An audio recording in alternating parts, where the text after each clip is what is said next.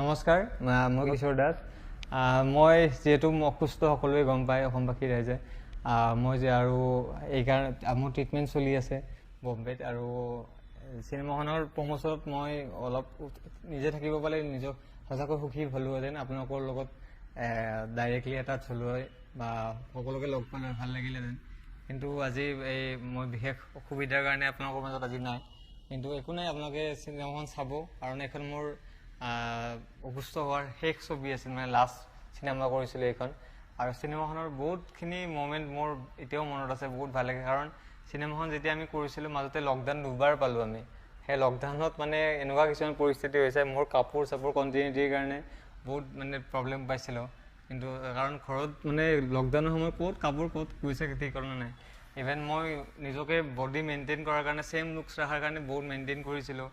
Director সুমিতাক মই বহুতবাৰ কৈছিলোঁ যে কি হ'ব, মই শকত হৈ গ'লে দিগদাৰ হ'ব। তাৰপিছত মই বহুত মেইনটেইন কৰিলোঁ নিজকে। আকৌ য'ত মই